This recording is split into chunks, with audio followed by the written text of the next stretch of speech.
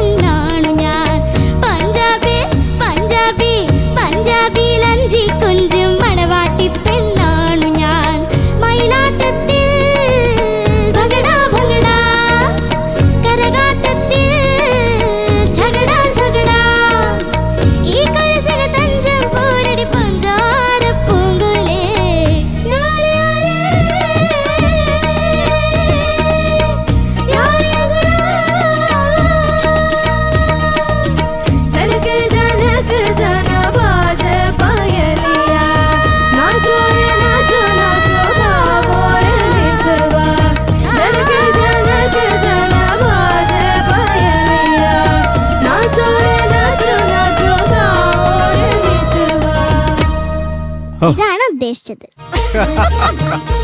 ഇതാണ് കവി ഉദ്ദേശിച്ചത്. അത് എന്താണെന്ന് ഇപ്പം ലോകം അറിഞ്ഞു. താങ്ക് യു മോളെ, ഒന്നുകൂടെ പാടി തന്നല്ലോ. എന്തൊക്കെയാണ് മൊത്തത്തിലെ മക്കൾ പാടിയത് നന്നായിരുന്നു കേട്ടോ. അത് ചില ഏരിയകളിൽ കുറച്ചും കൂടെ ക്ലാരിറ്റി ആവാൻ മോളെ. ചില സംഗതികളാണെങ്കിലും പാടുന്നതിന് കുറച്ച് ക്ലാരിറ്റി. ഇപ്പോൾ ആലാ പാടിയതാണെങ്കിലും അതിനൊരു കൃത്യത ഉണ്ടാവാം. ഇപ്പം അതിനകത്ത് നമ്മൾ കയറി ആർത്ത് മുറിക്കേണ്ട ആവശ്യമില്ല. എങ്കിലും പറയാണ് മോള്, ഇൻ ഫ്യൂച്ചറിൽ പാടുമ്പോൾ ഒരു ഏത് പാടിയാലും ഒരു ക്ലാരിറ്റി. പിന്നെ മോള് ഈ പാടുന്ന അതൊക്കെ കൊള്ളാം. പെട്ടെന്ന് ശബ്ദമൊക്കെ മാറ്റി അതൊക്കെ നന്നായിട്ടുണ്ട് മോളെ. പക്ഷെ മൊത്തത്തിൽ ഈ കുറച്ചും കൂടെ എന്താ പറയണ്ട, ചില ആ സംഗതികൾക്കൊരു പെർഫെക്ഷൻ ആവാൻ മോളെ. അപ്പൊ അത്രേ ഉള്ളൂ കുഞ്ഞ്. All the best. ധ്രുവ നന്നായിട്ട് പാടി മോളെ. മോളുടെ ടോൺ ഭയങ്കര രസമുണ്ട് മോളെ. എനിക്ക് ആ ഇടിച്ചിടിച്ച് പാടിയതൊക്കെ എനിക്ക് ഭയങ്കര ഇഷ്ടമായി. അവസാനം വരെ മോൾ ആ എനർജി നിലനിർത്തി എന്നുള്ളത്. എവിടെയും ഗ്യാസ് ഔട്ടായി പോയൊന്നുമില്ല. ഈ ഹൈസ് പോകുമ്പോൾ ഒരു സ്ട്രെയിൻ ഫീൽ ചെയ്തു. അതാണ് എനിക്ക് എടുത്ത് പറയാം. ഇത് പിന്നെ റിലേറ്റീവ്ലി നല്ലൊരു ഹൈ സ്കെയിലുള്ള ഒരു പാട്ടും കൂടി ആയതുകൊണ്ട് ഇത് ഈ ഒരു എനർജിയിൽ തന്നെ പാടണം നമ്മൾ, അല്ലേ? എന്നാലേ ഈ പാട്ട് കണക്റ്റ് ആവത്തുള്ളൂ. നിങ്ങളും കോറസും എല്ലാവരും ഡാൻസേഴ്സും ഓർക്കസ്ട്ര എല്ലാവരും കൂടെ ഒന്നിച്ചു വരണം. എനിക്ക് ഈ ഹൈസിൽ ഉള്ള ആ ഒരു സ്ട്രെയിൻ എനിക്ക് ഭയങ്കരമായിട്ട് അടിച്ചു. പിന്നെ ഈ കോറസിന്റെ ഇടയിൽ കൂടെ വരുന്ന ആ ഒരു ഹമ്മിങ്, അതിന്റെ മനസ്സിലായോ നമ്മൾക്ക്? അവസാനത്തതും അതിന്റെ ഇടയിൽ എവിടെയെങ്കിലും ഉണ്ടെങ്കിൽ അതും അതിന് ചെറിയ ഒരു ക്ലാരിറ്റി പ്രശ്നം ഉണ്ടായിരുന്നു. അതിലും ഇപ്പൊ ഈ അവസാനത്തെ കോറസ് പാടുന്നതിന്റെ ഇടയിൽ കൂടെ ഏറ്റവും ഹൈ പോകുന്നത്. അവിടെ ശരിക്കും സ്ട്രെയിൻ ഫീൽ ചെയ്തു. എന്തായാലും നന്നായിട്ട് പാടി, നല്ല എനർജി ഉണ്ടായിരുന്നു, മൊത്തം നല്ല കളറായിരുന്നു. All the best. Thank you Shanika. Paru ആ മോളെ ലാസ്റ്റ് പാടിയില്ലേ മുകളിൽ നിലവിളി, മോളെക്കാളും സ്ട്രെയിൻ ഉള്ള ഒരാളുണ്ടായിരുന്നു എന്റെ അടുത്ത്.